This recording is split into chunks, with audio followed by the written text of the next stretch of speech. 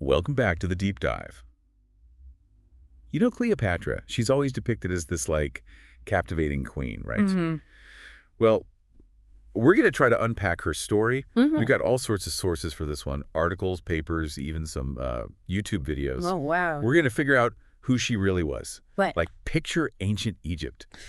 Powerful kingdom, but under threat from Rome. And at the center of it all, Cleopatra. Last pharaoh of the Ptolemaic dynasty. Yeah. But here's something most people don't realize. She wasn't actually Egyptian. Yeah, it's true. Oh. Her family, they descended from Macedonian Greek rulers.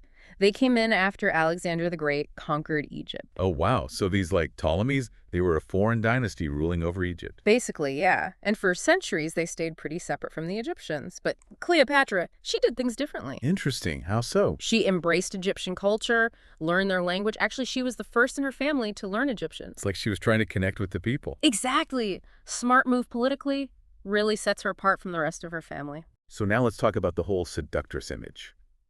Was that all Roman propaganda, or was there some truth to it? I mean, the Romans definitely pushed that angle. Right. But even sources from back then suggest she was more than just a pretty face. Oh, yeah.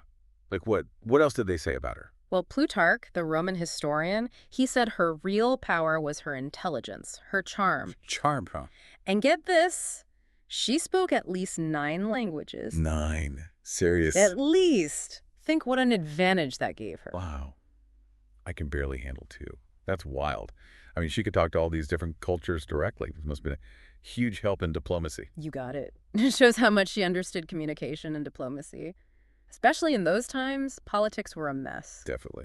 So can we talk about Julius Caesar and Mark Antony? Of course. I mean, those are legendary love stories, right? Sure. But were they just love affairs, or was there more to it? More strategy, maybe? They were definitely strategic. For Cleopatra, they were crucial alliances, especially with Rome becoming so powerful. So she was trying to protect Egypt's interests. Absolutely. You got to remember, Egypt was already in decline when she took over. Ah, so Rome was the rising star. And Egypt's independence was under threat. Makes sense. Mm. So how did this whole thing with Caesar start? Well, there was a power struggle. Cleopatra was fighting her own brother, Ptolemy III, for control of Egypt. Ah, good old sibling rivalry. Exactly.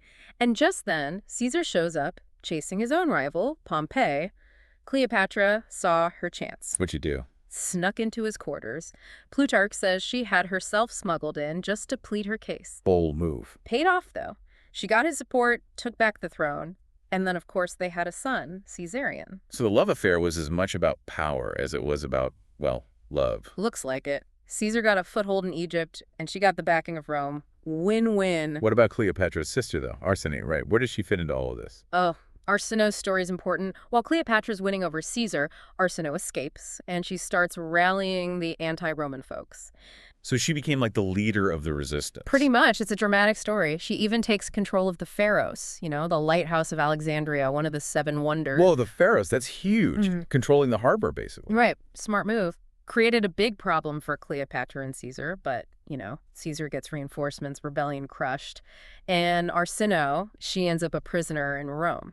So what happened to her in Rome? That's where it gets really interesting. It turns into an archaeological mystery. Back in the 1920s, they found this octagonal tomb in Ephesus. Okay. Inside, skeleton of a young woman. But it took a while for people to put the pieces together. The tomb's shape, it's like the Pharaoh's lighthouse. Wait, so you're saying this could be Arsinoe's tomb? That's what the evidence points to, yeah. Carbon dating, bones, historical records, everything. So the rebel sister ends up buried in a tomb shaped like the symbol of her defiance. But why Ephesus? What happened there? Well, after Caesar's victory, he didn't execute her. He banished her to Ephesus. It was pretty common back then to deal with rivals that way. Makes sense. And they put her under the protection of the Temple of Artemis. Another one of the 7 wonders, actually. So she's exiled, but safe in a holy place. Right. Right. How does this turn into a murder mystery? Things changed drastically after Caesar was assassinated. Oh, right. Cleopatra's no longer under his protection. She needs to solidify her power. Okay. And Arsinoe, even in exile, she's still a potential threat. Oh, no. This doesn't sound good. It's not. The Roman historian Cassius Dio, he wrote about it. Mark Antony, he was the top dog in the Roman East at the time. Right. Well, he has Arsinoe dragged out of that temple, the Temple of Artemis, and executed at Cleopatra's request. To kill someone seeking sanctuary in a holy place, that's harsh, even for those times. It shows a different side of Cleopatra's ambition. So was she cold-blooded or just a product of her time? I mean, power struggles were brutal back then. Tough question. One we might be able to answer as we dig deeper into her reign, see what her legacy was like. This is already so complicated. And we're just getting started. Cleopatra, she's definitely more than just a pretty face. She's full of contradictions. We'll be back after a short break to unpack even more of her story. All right, so let's talk about Cleopatra as pharaoh now. Yeah, good idea. It's easy to get lost in all the personal drama. Right. But she was a ruler, made decisions that affected all of Egypt. So was she good at it? Did her people benefit from her reign? Well, it's not so simple. I mean, think about what she inherited. Power struggles, shaky economy, and Rome breathing down their necks. Tough situation. But did she make things better? That's debatable. She didn't really implement any major reforms. You'd think someone as smart as her would at least try to fix things. You would, yeah. But it seems like holding on to power was her main concern, not really helping the everyday Egyptians. So maybe not the people's champion some make her out to be. What about the money situation? Wasn't Egypt supposed to be super wealthy? It was, once. But under Cleopatra, things weren't so good. They had to debase the currency. Debase. You mean like putting less gold or silver in the coins? Exactly. And they did it a lot. Shows how desperate they were for cash. So where was all the money going? Was Cleopatra a big spender? Some historians think so. They write about these lavish parties, crazy gifts, just tons of spending. Yeah, I could see that. There's even this story. Might not be true, but it's a good illustration. People said she dissolved a priceless pearl in vinegar to win a bet with Mark Antony. Wow. Talk about throwing money away. Although she did spend a lot on the military, right? Allies don't come cheap. True, she did fund a lot of Mark Antony's campaigns. That Parthia invasion, for example. Disaster. Trying to build an empire in the East. Yeah. Big ambitions. And expensive ones. Drained Egypt's resources. And for what?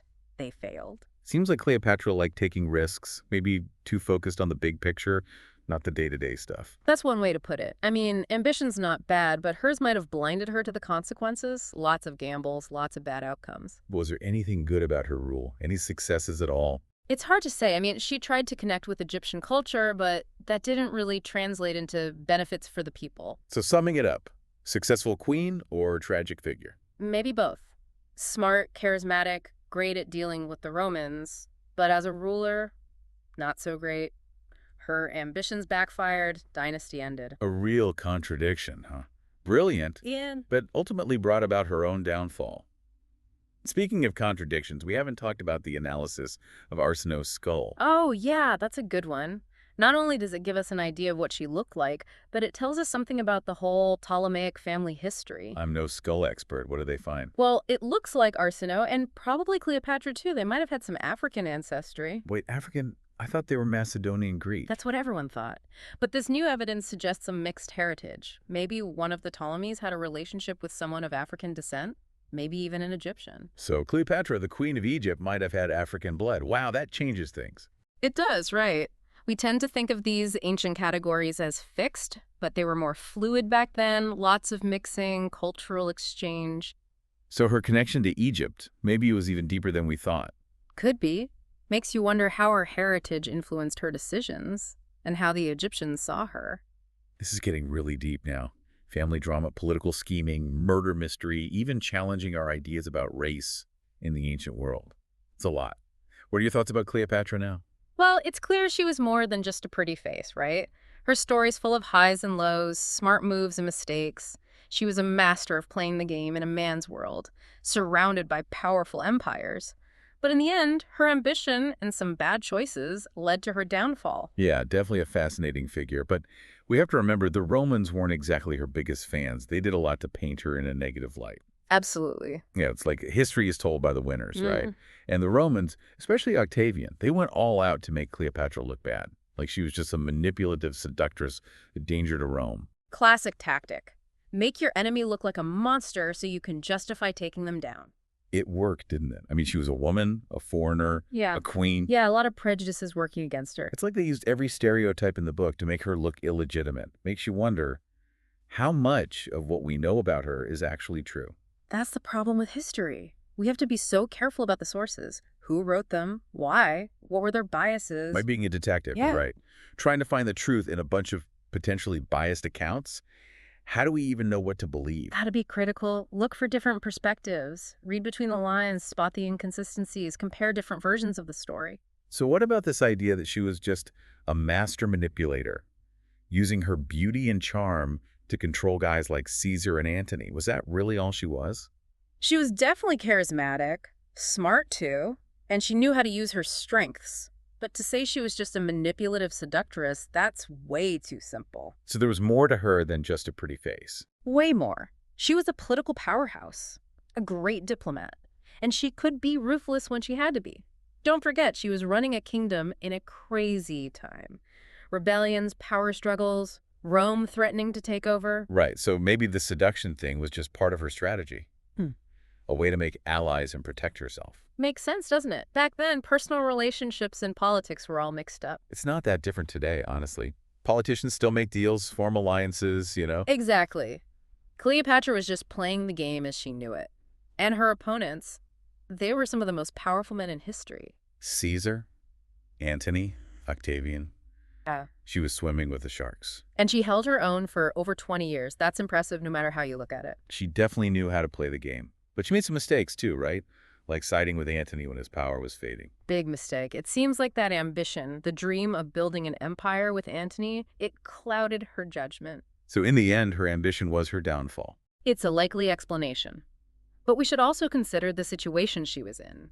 A woman in a man's world. A foreigner ruling a kingdom on the brink of collapse.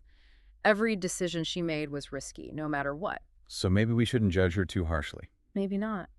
But ultimately, how we see Cleopatra, it's up to us. Hero, villain, somewhere in between. We've looked at the evidence. Now it's time to decide for ourselves. That's what's so cool about history. It's not just facts and dates. It's about these amazing stories, figuring out what really happened, forming our own opinions. Couldn't have said it better myself. And Cleopatra, she's the perfect example. Drama, intrigue, mysteries. She keeps us guessing, even centuries later. Well, I think we can all agree on one thing. Cleopatra was much more than just a beautiful queen. She was a complex person, made mistakes, but she left her mark on the world. This deep dive has definitely changed how I see her. Same here. And it reminds us that history isn't black and white. There's always more to discover. So to everyone listening, keep exploring, keep asking questions, keep diving deep into history. It's a journey that never ends. We'll see you next time on The Deep Dive.